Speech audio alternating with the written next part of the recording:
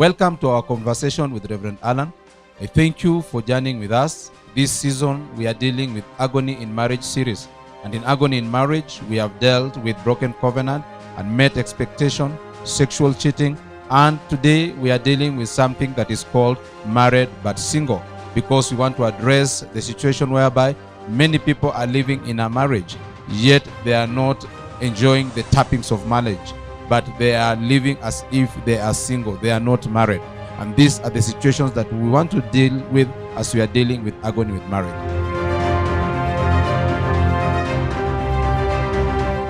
Hello everyone, we want to thank God again for this opportunity to have a conversation.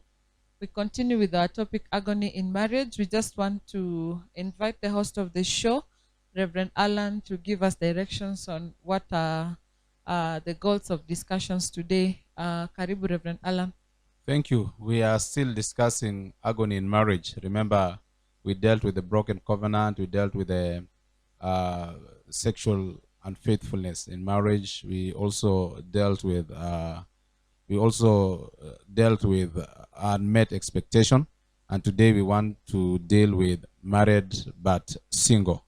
When we speak about married but single, we want to address the components of a marriage and the absence of those components and their result as being single in a union that is supposed to be married. Therefore, we welcome you.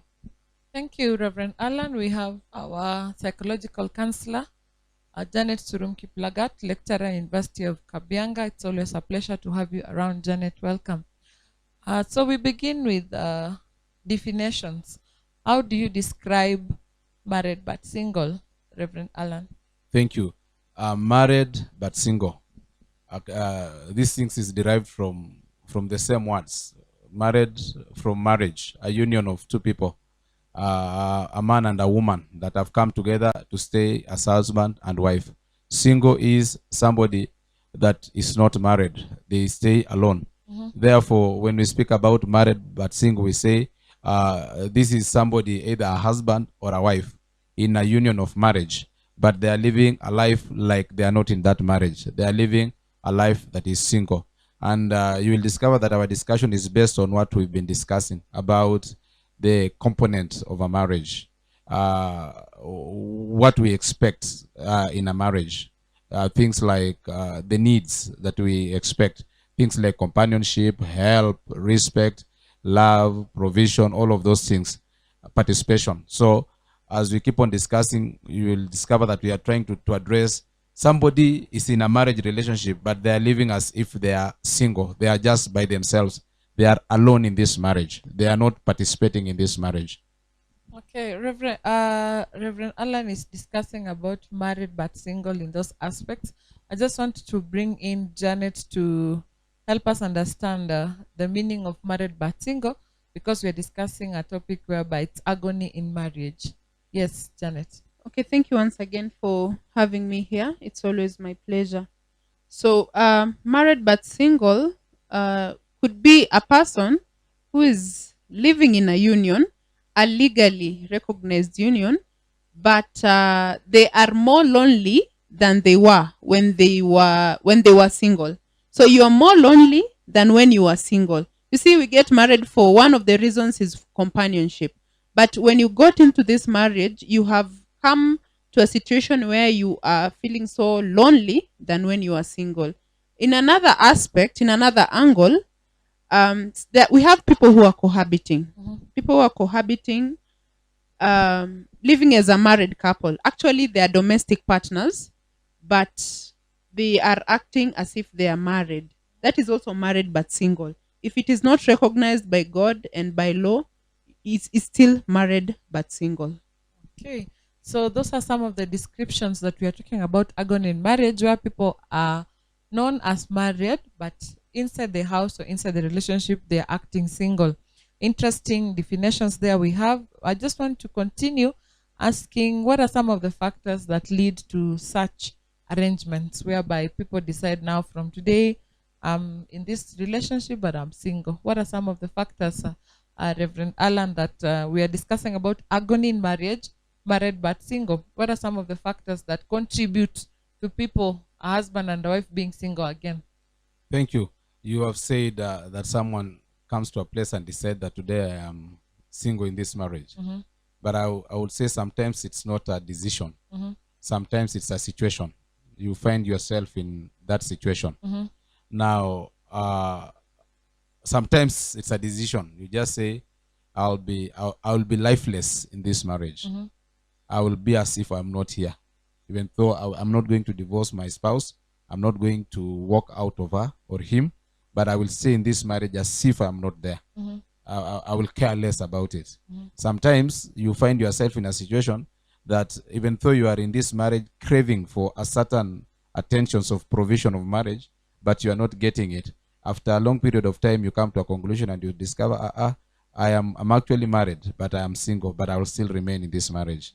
Now, factors, I would say some of the factors would be, maybe number one would be a long-term disagreement, conflict that is not resolved over a period of time, conflict that comes and kills conversation, kills friendship, and kills fellowship. It kills companionship. So this kind of conflict, maybe there's a certain point of disagreement that the two of you are not able to face it, or you have tried to face it, but it is impossible. I have dealt with cases of things like children outside marriage, things like unfaithfulness in marriage, things like finances, that a couple may disagree with it for a very long period of time, to the level that now they are lifeless to each other. So everyone lives their lives because there is a beef in between them. I would say that's one of the factor. Another factor, I would say, continuous abuse in marriage. When there is abuse, that there is no change, toxicity, that there is no change. You discuss it today, it continues tomorrow. You discuss it, it continues the other day, to the level that looks like one person has decided that I'm going to be toxic, I'm going to be abusive. To the level that the person that is afflicted decides, I will stay in this marriage, but I will not give myself. I'm not going to yield to this man or to this woman. I am just going to stay here, but I want to shut my world away from this person.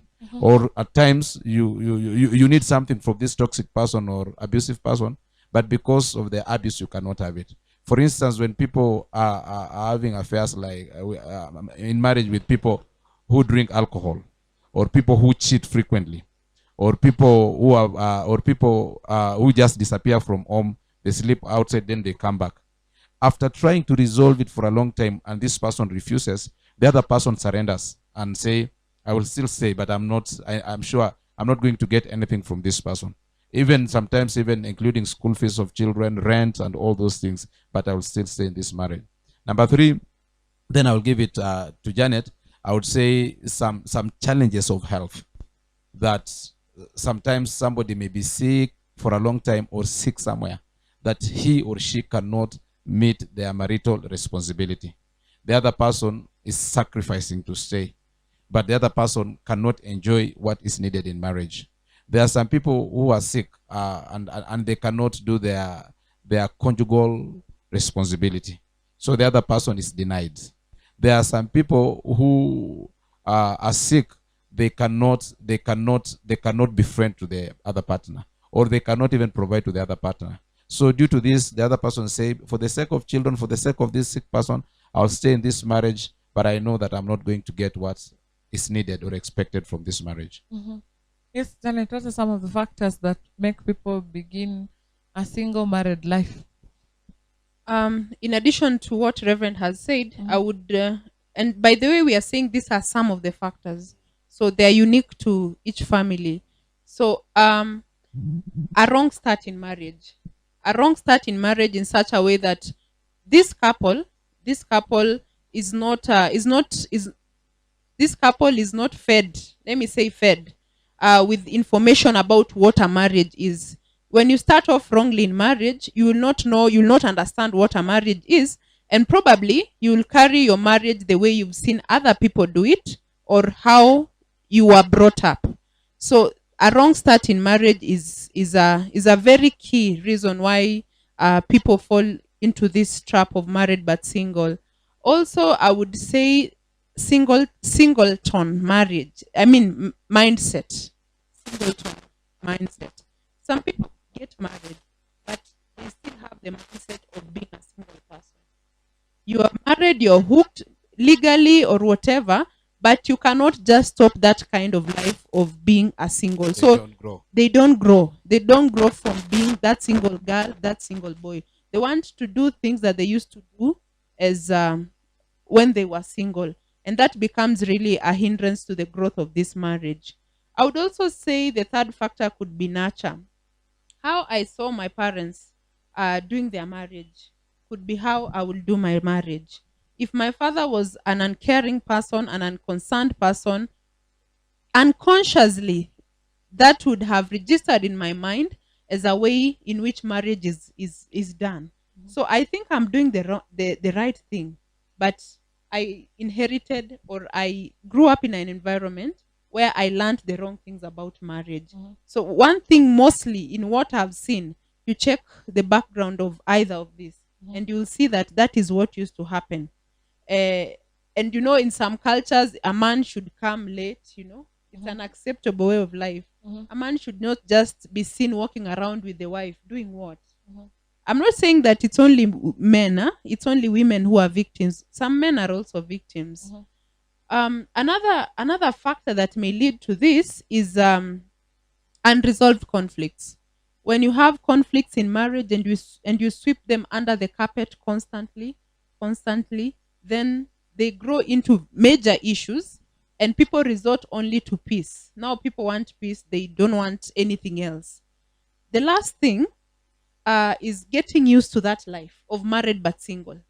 So some people have said that we just live in peace. Let us take care of the kids. Let us just see this home running, but I'm okay with this life.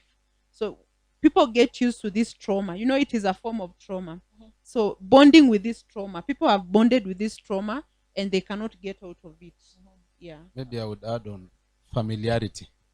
Sometimes people get too familiar to each other, or they are too familiar to their marriage to the level that excitements die, and they no longer find any flame of staying together. Familiarity that brings contempt to the level that you even don't feel like you want to be closer to this other person. Again, I would actually say some cultural differences, how people perceive what marriage is, how they understand what marriage is. Some people come to them, marriage is a spouse must be always around. Some people come from cultures that provided he gives you food and shelter and children, that is over. I would also say another factor, suspicion in marriage. When there are suspicions of unfaithfulness, suspicion that another one may harm you, you feel like it is risky to be close to this relationship. Again, it can cause that. And sometimes in the previous parts in traditional African society, they used to put two beds in a bedroom or separate rooms. The only time the wife comes to the husband is when the husband wants intimacy. That is the only time. And even in some polygamous setup, it's a married but single. The only time the husband comes to your house is when he's coming for intimacy and to give you children. Then next time he will go to the other woman. The other time he will go to the other woman. Those are the another scenarios of married but single. And what about work and age? Yep. Work and age. True. Because sometimes the older you grow, there is no need of this hype. But like, we are old. Okay, work and age in terms of it can lead to married but single. Yeah, of course, these distant relationships, and of course, I'm looking at it in that way. And this, some people are so much into work, not balancing, not striking a balance. About age, in fact, the more people age in a healthy relationship, when it was healthy from the start, they grow, they bond. That is actually psychologically true. People who start off in a healthy relationship, the more they age, the more they bond. The more they spend time together, the more they tone down and, in fact, enjoy life. Because remember, it's the empty nest stage. So I would say if it was wrong from the start, then age will affect. If it was right from the start, then age will not be a barrier. But I would want also to address the age factor is when there's a huge age difference between the two. Maybe the husband is so aged compared to the lady, or the lady is so aged compared to the husband, to the level that the older one cannot meet the needs of the younger one. The younger one demands some other things that the older one cannot meet. And that's the time you discover in marriage, somebody has just kept her husband for provision only. But she goes to look outside for sex, she looks outside for friendship, she looks outside for all those other things. But the work of the man is the name and the house to take care of her. And vice versa. Again, it can be some people just marry older women for provision, but they take money, they go out, they do other things. So again, that one can be, as I can call it, as a one factor that leads to single but married.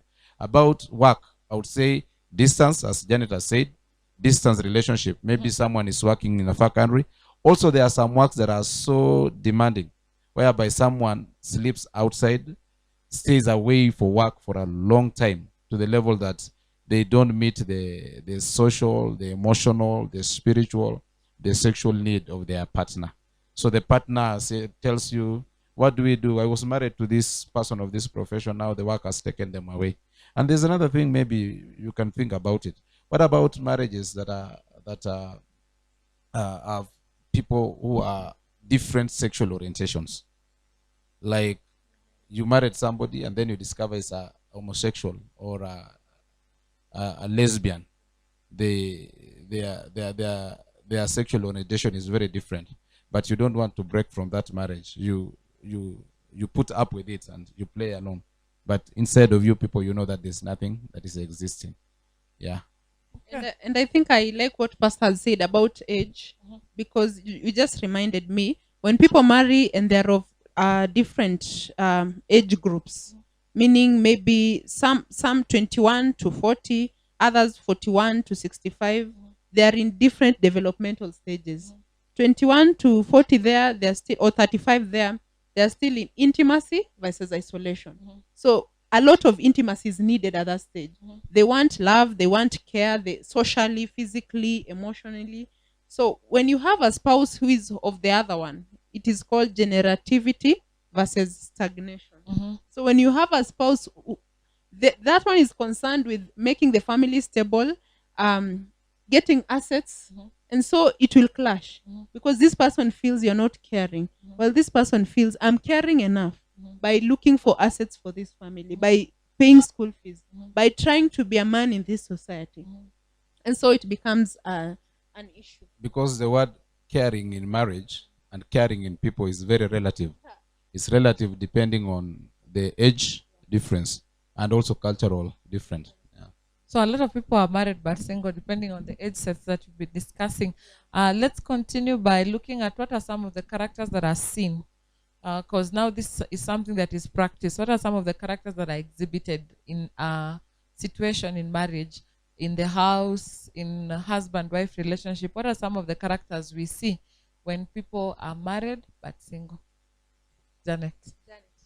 Okay, first, I would say that such a setup does not have common goals. These two people do not share common goals. Common goals in terms of, in fact, starting from religion, or let us say spiritual matters, to work matters, to career, to even how to bring up the children. They don't share the common goals. I would also say they are rarely seen together. You see, these are people you'll never see together. You just know that this one is a couple, but even doing activities together, maybe even running errands in town, maybe even having a good time, they are never together. Probably you'll see this one person with the children.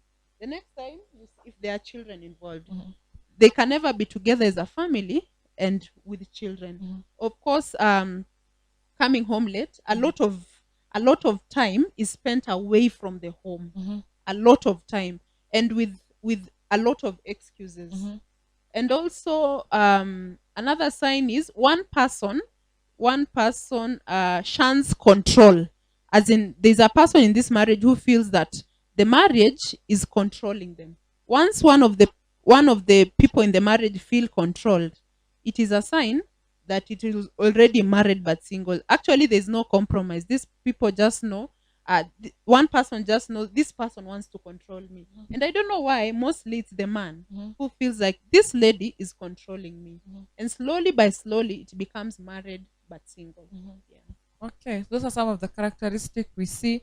Janet has explained very well. Reverend Allan, what are some of the doings that we see when people are married but single? I would say number one, I would say is the moment you turn out to become professional, that is, you're a professional wife or mother, and the other one professional husband or the father. Meaning there is nothing social in your relationship. It is strictly what was spelled in a marriage.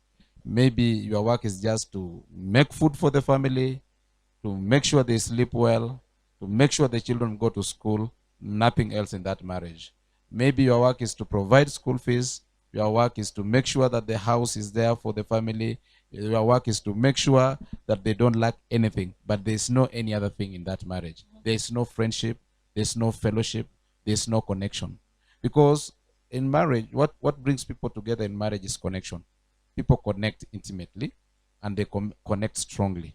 The moment that connection breaks now and you begin to live on a maintenance mode, I'll go cook for my husband, I'll take food home for my wife, and that one becomes the language. It's just about provisions, but there is no the two of you in that marriage, only what you can give.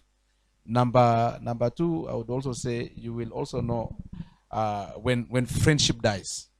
People will know, and you too will know when the friendship is no longer there. It's like you've become enemies. When you are sitting together, there's nothing to talk about. Everyone, another one is on TV, another one is on newspaper, another one is cooking, another one is ironing there. There's no fellowship, there's no friendship. Connection is no longer there. And you don't hang out together. And even the people, your relatives, can know. Every time you go home, there's a function, there's a wedding, there's a burial, there's anything. If it's a man, you go without your wife. If it's a wife, you go without your husband. They see you alone with the children at home when there is something. When there is your graduation, the man doesn't come, or his graduation, the woman doesn't come. Everyone lives their separate lives in public, as long as they just go back into that house. You will also know when there is disinterest. Disinterest, what you are doing doesn't matter to me, and what I'm doing does not matter to you. Whether you're going to work or you are sleeping, it's your business. Whether I'm going to work or I'm sleeping, it's my business. I don't care of what is going on. Whether you're going to church or you're not going to church, I wake up in the morning, prepare children, I come with them to church. You stay wherever you want to stay, and vice versa. So I would say you will know it by the way people are relating. But the two people again can know it when their intimate life is dead. They go to bed. There's a wall there. Everyone sleeps their style. Intimate life is broken. They will know when they begin to use different rooms. In some setups, mother goes to sleep with children. In some setup, another one sleeps in sofa sets, watching TV until morning. In some setup, another one works in computer until morning. That is the time you begin to know, this marriage is not there. You go to the bed, you stay there alone, and the other one is in the sitting room watching alone. He comes to bed when you have slept. There's nothing between you two. That is another sign you will know. And even your children can know that our parents' marriage is no longer there. Another thing, abuses even in public. Abuses in public. Someone comes and just roughs you up, even in front of children, in front of the public. They don't care what you are feeling. And if you disappear for 2 days, 3 days, they don't care. They don't even look for you. Already, actually, single but marriage is, you are in the same house, but marriage has died inside of you. There's no marriage. It is dead. Your marriage is in a grave. It's only you two who are staying together. Single but marriage is the two people who got married, the marriage has been removed. And now the two people are living in the same house. But the marriage has been removed. Interesting maybe conversations here. Yes, can I Janet? add something? Yes. There's one key characteristic of conflict avoidance. When the couple avoid any conflict. It's just about let us live peacefully. You see, a normal couple has to conflict here and there. Of course, not a lot, but it has to be there. But this married but single people, the aim is peace. Whether someone is doing the right thing or the wrong thing, but as long as peace exists. So when this other person desires to avoid conflict, or the other person, then it is also something. Then there's something that you talked about, and objectification of an individual. So maybe my role here in this marriage is only intimacy. It's only sex. Actually, not intimacy. It is physical, whatever. So it's only sex. My role in this marriage is only paying school fees. My role in this marriage is only to do this and nothing else. That You're is given a list. you're given a list. So that is also something else that And maybe the last one, you can see in restaurants, in hotels, somebody every day eating in restaurant, every day, and stays until very late at night. They don't go home to eat at home. Some people suspect maybe they will be poisoned by their spouses. You can see one spouse eating alone or with the children every day. The other one is not eating in the house. You can see everyone washing their own clothes sometimes. This one is washing their clothes, this one is washing their clothes, and you can always see those things. They don't plan things together. You no longer plan things together. You sit down, you just hear that, oh, my husband bought a piece of land. Oh, my husband has built a house. You just hear from other people. In fact, you are not the first hand informed about anything that happens. You hear it from your in-laws, you hear it from your relatives. and actually to you, to other people, the rest of the world, this is the best. This is a very good man or a very good woman. You are very good. But to your spouse, you're a monster. Yeah. We take a short break. We'll be right back. Thank you.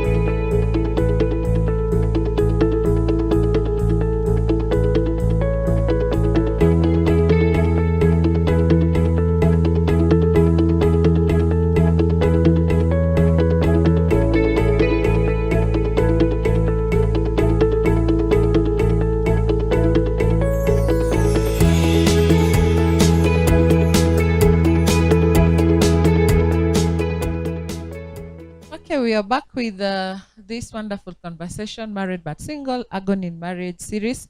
I just want to begin on a light note to Janet and Reverend Allan. From a woman points of view, what is the two major characters of you leading a single life in marriage?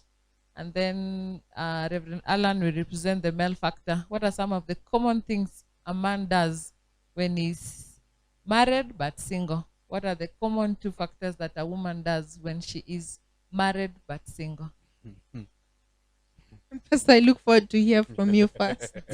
Okay, tough, but I can try. Number one, you start living your own world. You live in your own world. You can be in the house with the woman, but you are in your own world. You can bury your head on the computer, TV, your phone, with children, away from the wife. Your own world. You don't want her in your world. Actually, men are very physical. When it's married but single, when the man is single in marriage, is very physical. He tries as much as possible to avoid. There's an element of resentment inside this person. He resents the woman. He detests this woman. He doesn't see anything good that is coming. When the woman appears, it looks like a bother. You are just tired. You just don't want her around you. So you create your own world and you bury yourself and they don't touch you there. That would be number one. Number two, a lot of fulfillment and connectivity with the outside people or outside world. You will find suddenly a man falls in love so much with this piece of land. He wakes up very early, goes to land to cultivate and stay there, or he falls in love with his work. He works very early, goes very early, comes back very late. He may not even be unfaithful, but he just wants to run away from you. Or he begins to be extremely connected to his family or to his friend just because there's a need of connection. So connectivity is directed towards outside. Every time a man should always check himself. Every time you feel you are in your own world and you don't want your wife in that world, just to get any closer into that world, know that marriage is dying. You are getting single in that marriage. And every time you discover that suddenly my concentration is my work, my concentration is my home, my mother. Every time it's my mother. I build my mother, I do my mother, or my father, or mostly men is my mother. Every time you run to your sisters, to your brothers, you disconnect from your wife and you connect somewhere. So two things: disconnection from your wife and close it, and reconnection with the other world and close it from the other one. Yes, Janet. Wow, I would say before a woman now goes into the other world, yani to seeking happiness elsewhere or even in things outside, first they become emotional wreckage. Yeah, an emotional wreckage for a woman married but single inflicts them emotionally. So there's a lot of dejection, feelings of dejection. There's a lot of self-hatred, self-doubt, uh, defeated. A woman who is living married but single can be seen. Imagine even in how they conduct themselves, how they dress, the things they do. You know that there's a problem here. There's a problem here. So for the woman, it is more emotional. They And sink. they sink. They sink in their own world. Actually, now opposite of that, they sink in their own world, and emotionally, they are a wreckage. Yes. Another thing. Oh, another thing. So in the emotions now, it becomes isolation, rejection. You see, bitterness. They can lose themselves Yes. and become anything. All right. And by the way, such a woman is dangerous now. When they come out of the emotional cocoon, now when they go outside to the world, they can become lethal. Yeah. So they can start affairs, they can do things like that. So very dangerous things. You know, when they Yeah. sink into that valley, they can do anything with anybody that they find in that valley. Yeah. So they can become very dangerous and something Yeah. else. And a lot of, you see, like in the social media, they become very, very poisonous on social media, needing that company, everyone to be in that boat. So they emit a lot of negativity, telling everyone about how bad marriage is. So it's more emotional than even physical. Before they get physical, it is emotional. In fact, if not taken care of, the man may be a bad one. Yeah, But after some time, the people will think it is the woman it is the woman. because the way she fights out. Yeah. Interesting facts here that we are getting when we see married but single in different gender, male and female. I want us to continue discussing on the impact that we see in a married but single life, psychologically, financially, emotionally, and even physically. What are some of the effects that we see that are seen when people are conducting a married but single life? I would say psychologically and maybe to some extent emotionally, we have loneliness, isolation, rejection, and at this point now even some illnesses can come, like eating disorders that we refer to as anorexia and bulimia nervosa, and sometimes even binge eating. So mostly it's on the women. It affects women in that way. You can find a surge of disorders. So a woman can become so big or so small because it affects how they view themselves. Actually, it affects their self concept. When a woman is married but has feelings of being single, it affects self-concept, which then affects their self-esteem and even self-awareness, makes them doubt their whole entity. And also we have things like workaholism. We have people who get so much into work and you think that they are doing a good job at work and things like that. Yeah, I would say it can lead the impacts, extreme impacts, divorces, separation, mental situations, even suicide, violence, and murder, because jealousy begins to build and aggressiveness develops. Number two, I can say it disintegrates the family because the two cannot come together to raise up their children. One parent tries to win the children and make the children his or our own, and they try to manipulate the children, and the other one is trying to raise up the children. So the children will be unbalanced and they have a tendency of going towards the wrong direction.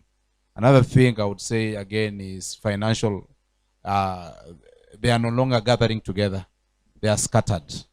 They don't benefit from the riches of their union, whereby you can discuss and do a better investment. So one just walks and do it by themselves. And the Bible says in the multitude of counselors there is safety. Another thing I would say, it can lead to extramarital affairs. It can lead to polygamous marriages. It can lead to other relationships and alcoholism, drunkenness, drug and substance abuse. I would also say it can lead to sickness, as Janet has said, some sicknesses out of stress, depressions, ulcers, heartburns, heart diseases can develop as a result of that. And again, negative energy.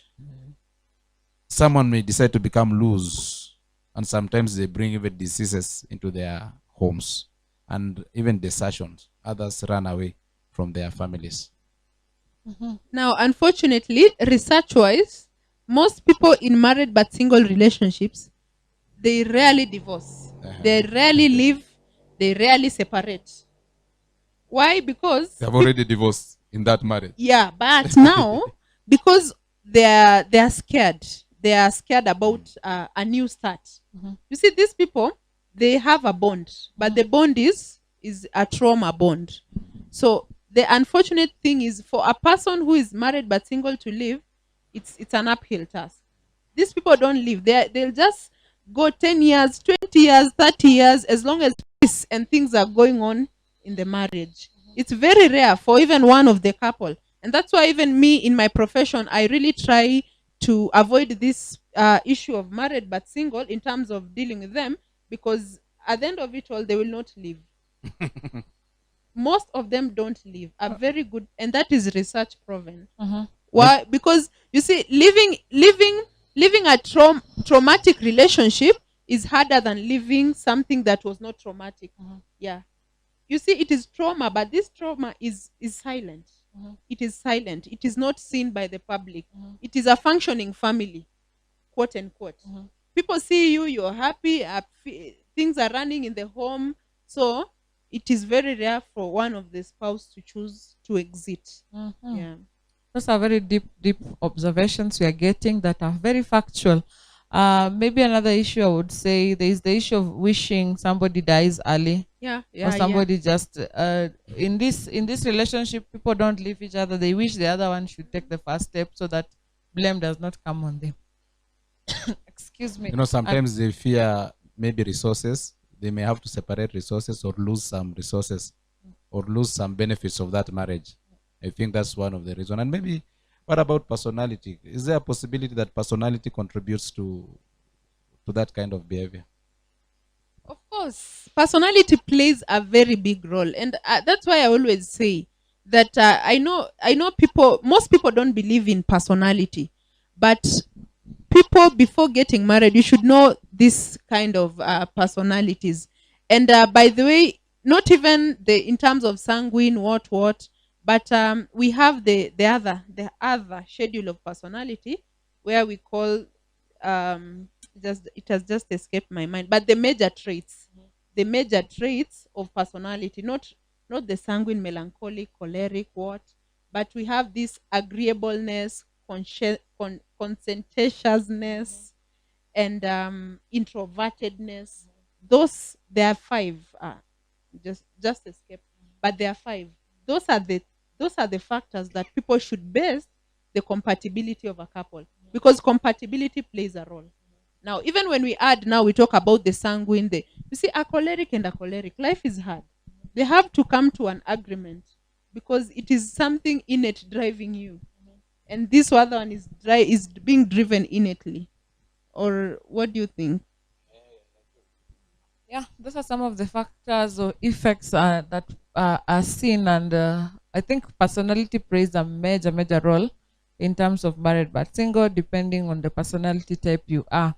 And maybe I want us just to discuss a little bit further as we wrap up this show for the day. Is there a way of things turning around? What do you do when you discover that maybe it's 5 years, 10 years, and indeed people are seeing a ring on you, people are seeing a name added to you, people call you Mrs. So and so or Baba so and so, people are we attended your wedding, and there's a pronunciation, till death do you part.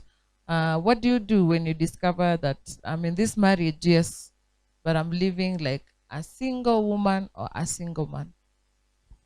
Okay, first, the good news is any marriage can be resurrected. No matter, and by the way, it can come out as so strong. It can become better and even a greater marriage. But the first thing now, fortunately or unfortunately, is that the spouse, the couple, has to come to the realization that they are married but they are single. And even if one spouse realizes this without the other spouse knowing, they should aim at a talk, not really confrontational, but a conversation, talking to each other. So they should aim at that, just to let the other person know. And because sometimes it is hard to let this other person know, depending on the kind of person. I'm sure people understand their people, depending on the other kind of person. Men take it for nagging. When you're constantly told that this is not, you've not taken me out, you've not, for women, it's just the small things.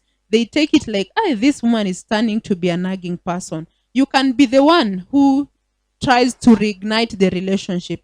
And any normal person, I mean normal, will respond. So the first way to do it is to try and build in words, both in words and in actions. Anything that comes out of your mouth, we acknowledge that yes, it is married but single. But anything that comes out of your mouth, if you're really intentional about resurrecting this whole thing, should be a blessing and not a curse. So build. Bless, don't curse. Speak positively. Affirm the other person. Another thing that should also be very clear in this kind of couple is edification. Edification in such a way that I am the one who affirms my spouse. I'm the one who doesn't criticize them. The whole world criticizes them. Maybe even children criticizes them. But the last criticism should come from me. And even in this edification, the couple should learn to talk about everything and nothing, including how was my work? How was work today? So and so, this is what happened. This is what I experienced. You see, there's very small things. Like when I was in town, I met this person.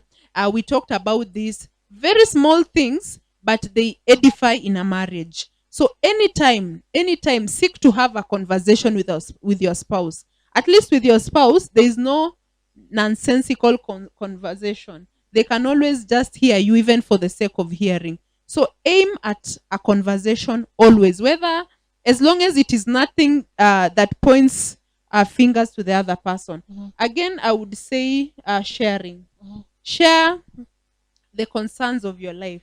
Share what you're feeling, your genuine feeling. And I always insist on an open communication. Any marriage worth its salt should have an open communication, sharing. Share about your fears, share about your concerns, share about your happiness, about your career, your life goals, the dark issues of your life that you're going through at that time. You should also share. And of course, I would also advocate for a lot of touching. I don't mean really intimate touching, but I'm saying the more you relate to touching, can even be a proximal relationship, a close proximal relationship. Aim at any time to have, even when you're sitting, even for dinner, just you and your spouse should not be opposite. You should sit in a proximal relationship. This is just done so as to rebuild, to reignite the flame that has died. Yes. Thank you.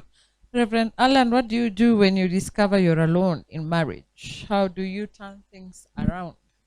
Thank you. Janet has discussed it so well in the context of a couple that have agreed that they want to rebuild their marriage. They have agreed. And I would also want to maybe to try to bring the other aspects. Most times, before people come to that level of a dead marriage, but they are staying together, they normally would have journeyed for a long time until that which they had for each other had died. We respond. Man is responsive. I do something, you respond.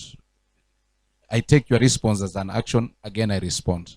So after a period of time, several actions and responses, we build attitudes towards each other. And those attitudes are so mountainous in nature to the level that they begin to inform on how we perceive the other person and how we relate. The problem with marriage is that everyone thinks it's the other one who is wrong after building that attitude. An attitude is built that my wife is intruding, my wife is not good, my wife is bad, my wife is, an attitude is built, my husband is intruding, my husband is not good. So that attitude develops into a mountain that brings a don't care attitude. As long as I'm here, I'm not leaving. So I would say, I would advise couples that, first of all, what is your conviction about marriage? If your conviction is till death do us apart, then you come to stage 2, meaning I'm not ready to let go of my marriage. I'm not ready to go of my marriage. What am I going to do? The other person cannot change. I cannot bring the person to the table to change. I am the one to change. Let me deal with my attitudes first. Without blaming the other person, let me deal with my attitudes first. Let me deal with my excesses first, my reactions first. And because I want, it's like what Jesus says, take your cross. You take the cross. You sacrifice. You tell yourself, when I am changed, I can begin to try to get this other person. Now, when after dealing with my attitude, dismantling every imaginations that I've raised up concerning the other person, my imagination that I am good, the other person is bad. After dealing with it, I come to the next stage. Now I try to win this person again. And direct winning will always fail because the person is defensive, the person is reactive. The best way to win this person is to go back to the drawing board. How did you win this person in the first place? Every heart can be won back by love. Actions of love. Remember when people are not yet related, and sometimes even the lady tells you, I reject you, they don't want you to marry them, but you pursue them until they change their attitude, even when you did not have anything. You can now begin to pursue this person. You can begin to do actions that will cause this person to remember what made them to love you and to marry you. You can begin to do those small actions of kindness, of love, attention, making sure that they see you and they touches until the hardness in them begins to break down, and everybody, even the hardest person, can be broken down. And then also prayer. Pray for this person. Sometimes it's the devil. The devil changes attitudes of people. They begin to see each other with the wrong light. Be a person who is reassuring. Even when they don't ask you, just reassure. Just do something that will make these people to think that things are different. Prayer I tell couples, pray for your spouse every day. There's something, they begin to melt. Don't pray only because you want to solve problem, but keep on praying, whether they love you, whether they hit you, whether they do what. Pray God bless them. Pray God heal them. Pray God prosper them. And their hearts will begin to be united with your spirit. And maybe you can share with your spiritual authority or your counselor to help you to see whether this person can come on the table, or if they know they don't, how are you going to handle it? I still believe it is better, it's easy to heal married but single couple than to heal the broken couple. Yeah. So what are your They are staying closing- together in the same house because they still need each other. There's a string that is the bringing trauma them bond, together. huh? Yeah. Yeah. So maybe your closing remarks, Janet and Reverend Allan, as we wrap up this show today. Just a word of encouragement that this kind of marriage can be saved. It can be salvaged. It is possible. It's just about what you have clearly put very well, that we stop seeing the other person as the fault and also work on ourselves. So just encouraging you to try and work on it. We have spoken clearly, and I'm sure marriage is a union blessed by God. So we should really aim everything possible to make it work. Thank you. Reverend Allan. My final remark is your conviction is till death do you apart. Therefore, begin to desire to understand the other person more than the way they are going to understand you. Begin to desire personally to change more than the way you want the other person to change. Number two, I would say marriage is a gift from God. It cannot be exercised without God. Involve God in your marriage. Even when the other person is not interested in God, you keep on doing the right thing until the time the other person will do the right thing. The Bible says, husband, love your wives as Christ loves the church. And the Bible says, wives, submit to your husband as the church submits to Christ. But all these things are products of true love. And I am sure and very sure we can always mend our marriages. We can always see others as objects of our prayer, items of our prayer and understanding. And that one can help us. The way you just don't chase your child because he has become bad. You say, I'll try as much as possible. We can keep marriage. Marriage is good when we keep it. And may God bless your marriage. Thank you. We have this series, Agony in Marriage, and the agony is real. We've discussed about broken covenants, sexual infidelity, sexual cheating. We've talked about unmet expectations. Today we were dealing with married but single. We invite you to journey with us, to work with us, and we desire to see relationships heal and also relationships mended. Thank you so much for staying tuned with us. I've been your moderator, Vivian Kibeu. God bless you. Thank you.